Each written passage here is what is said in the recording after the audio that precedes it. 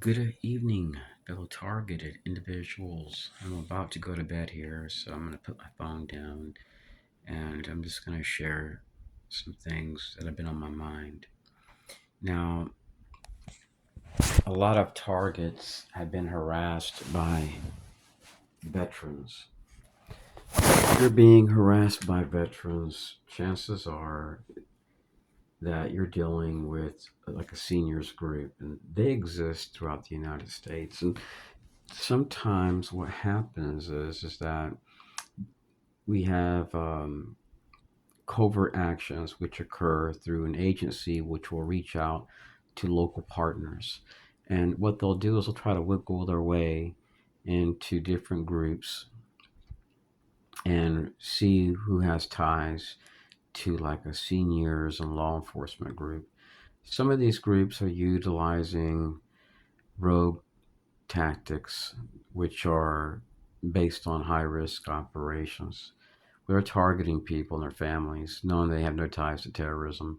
These clandestine activities typically will be concealed by your police chief, your sheriff's department, your coalition of aging or council of aging, social service agencies, assisted living facilities, home health care and service providers, church and clergy members, businesses and their representatives, retirees, and senior centers. Now, SALT means, I think it's called SALT, the acronym is Seniors and Law Enforcement Together. And they have these groups, they're called triads. And these triads are what makes up these SALT councils, known as Seniors and Law Enforcement Together. So these triads are, they were formed from your National Sheriff's Association, and it's tied to your International Police Chiefs Association. Yeah, International Chiefs of Police Association, I believe is what it's called. And this is also interconnected to like the VFW, American Legion. And the reason why this happens to many targets, state by state, let's say you leave Albuquerque, New Mexico, and you're harassed by veterans there. You leave Texas, you were harassed by veterans there. And you move to Florida and you're being harassed by veterans there. Well, this is because what's occurring is that the government and their subcommittees are trying to build these bridges which connect to civilian, military, and first responder communities. And leadership of these groups is typically tied to your police chief, your county sheriff, and there's like things called AARP or RSVP chapters. So the director of the Office of Aging, your fire chief, your local prosecutor, sometimes will keep these activities secret and just turn a blind eye to these activities, knowing that there's no way it can be linked to them. And these programs are sometimes tied under the false guises of national security, homeland security, or they're based on like disaster relief, emergency preparedness, uh, business engagement, or community engagement. And they're also based on high risk contracts. So some of these contracts, Philotias, they're not like $1 or $2 million. Sometimes these contracts are like 5, 10, $15 million. And there are millions of dollars going into contracting. So there are targets which are just simply waking up at 7:45 in the morning to go biking with their family, and they're harassed by veterans. Then they go shopping at 11:45 and they're harassed again by veterans. They go to a gas station, they're harassed by veterans. They go to the beach, they're harassed by veterans. They go to West Palm Beach, Florida, they're harassed by veterans. They go eat at a restaurant in Winter Garden, Florida, they're harassed by veterans. And I have videos which show me arriving at different cities and being harassed by people which are acting in a very covert, clandestine manner. And then I'll see an elderly woman pulling up in a car and I'll say like Florida Sheriff's Association or some type of sheriff's association. And then I'll be confronted by a sheriff upon arrival when I'm wearing my Sunday's best clothes and I'm pretty much going to go into a casino and just spend 20, $50 playing a few hands of blackjack on my birthday. I don't spend a lot of money gambling. and I might do it like once a year, and I'll be harassed. And these people that are doing this, they're clearly outsourcing, they're clandestine, and they're outsourcing to these groups. So I started documenting this when I was around, gosh, I must have been like 19, 20 years old. A few years away from turning 50, and I've documented this half my life, state by state. So this is an activity which Department of Justice may not be aware of, but I seriously doubt it. I have to do some more research. What I'm sharing with you guys is pretty much what I've gathered from people that I've confronted and have asked, why are you doing this? And I took my grandmother to retirement centers, and this guy walked up to me and whistled in my face. I have videos where it shows elderly people parking their car and whistling in my face. Not like 400 or 500 times. I've been here 5 years. This has happened thousands of times.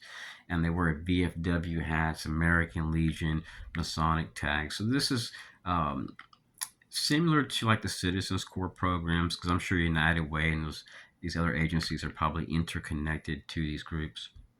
And I don't hurt these people. I don't harass these people. I've noticed this state by state.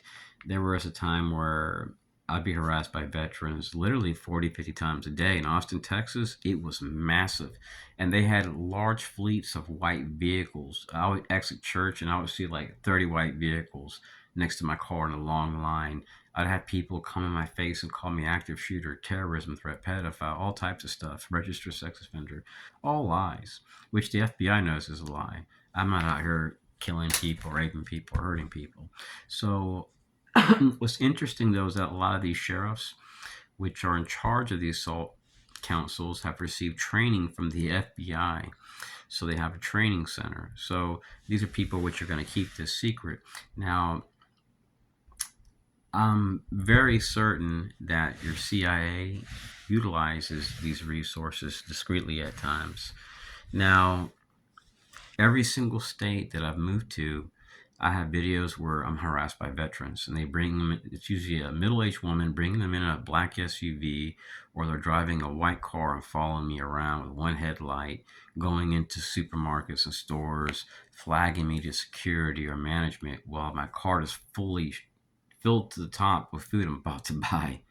I can't figure out why they've done this thousands of times to me. So this is similar to like the Citizens Corps programs. Now these programs, they're not all bad. Not every single police department supports this.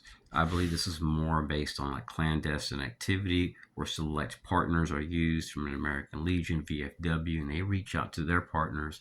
And at times, some of these people may reach out to your local police and say, hey, if we're targeting this guy, we have a contract, show us some support. And let me tell you why. One day I was driving down the road, and this guy wearing a blue shirt was he'd always be dropped off nearby where I was at, and then when I passed by, he would wave, but he wouldn't wave at no other car. And one day I noticed this pattern. I went to this gas station, and I'm about 99.9% sure the police chief was right behind me. It was definitely a cop. And I believe it's the police chief. So I have the video. I had a body camera on my side. I probably didn't notice it because I use little mini DVR cameras. So it looks just like the picture that I've seen of him. So when I exit the place, this guy's in the corner with a blue shirt, and I have videos which show my neighbors 2 years ago surrounded me, all wearing blue shirts in a rural area. And when I asked them why they're doing this, they told me we're here to protect our children. You're a registered sex offender, and I'm like, no, I'm not.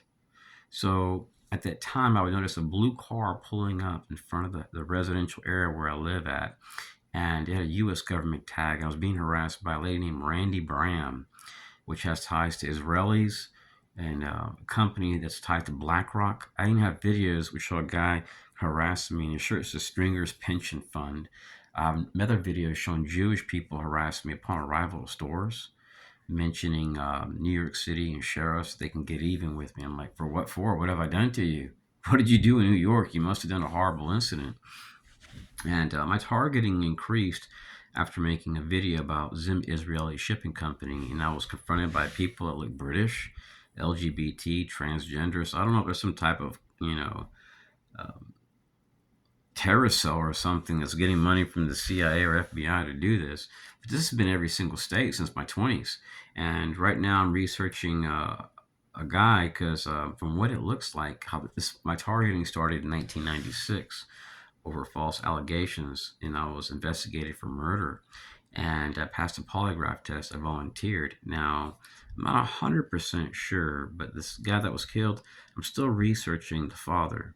And I can't say for sure. I'm still researching, but there's some things that have come up and some verbiage in it. It says CIA. So information is still being gathered, and when I get it, I may share it online depending on how sensitive it is. So I'm gonna have to rake out some money from what it looks like. So there's some interesting things going on, and I'm looking at going overseas and seeing my opportunities and what's out there for me because being terrorized and harassed by state by veterans. I have videos where I was being harassed in Austin, Texas, where I lived. So I would drive to Cedar Park, Texas. And upon arrival there, I'd be in the library and some guy would whistle in my face. After an hour of being there, at the exact moment I stand up to leave, this guy would whistle. And he would walk out behind me and he had no tag. Sometimes I would see a guy wearing a suit with a DHS sticker. And at a random event, I think these people are clandestine. They try to throw people off and try to blame it on a different agency.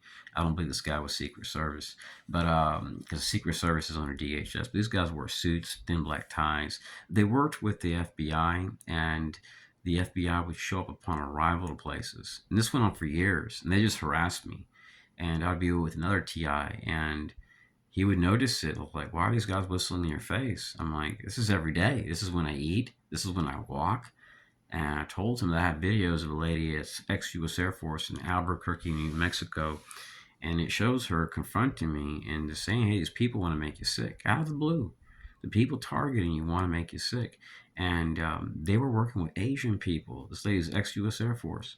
So there's a lot of clandestine things going on, fellow TIs. This is not about counterterrorism or public safety. These people are wasting money from the government and they're using millions of dollars to destroy people's lives. Kind of like DHS whistleblower Julia Davis. They didn't spend like no $1 or $2 million to destroy her life. They spent millions. And they'll do it to you or anybody else that has even a little bit of influence, where it can even be 20, 30 people, because these people want to control the internet. They want to control Facebook. Why do you think they flood all these groups with perps and porn?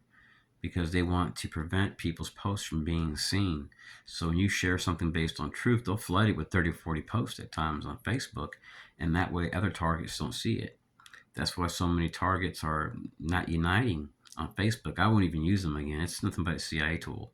And the harassment was immense. I could like join a group or get invited to join by the administrator, and then all my comments were being flagged, and the administrator showed proof it wasn't him. He said, it's Facebook.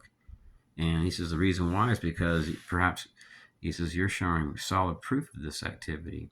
So stay strong, fellow TIs. This is really horrible. Occurs to some targets upon arrival to parks when they leave their homes. They track you through Stingray technology, and these federal agencies like CIA, etc. They don't give a damn about your health, your family, how they're feeling, what this is doing to you. If you're able to rent, work, date, they don't give a shit about you, fellow TIs. So stay strong, stay prayed up, save up money. When you can, flush the toilet and get the heck up out of here, fellow TIs. Because this is not living for us. We're leaving schools and jobs and being harassed everywhere we go. That's not life. And having people go into stores to harass us while we shop, eat. And they're bringing in kids and baby strollers and using these jammers. They can jam your evidence, your cell phones, so that way you can't present evidence. Anyways, God bless. Stay strong. Peace.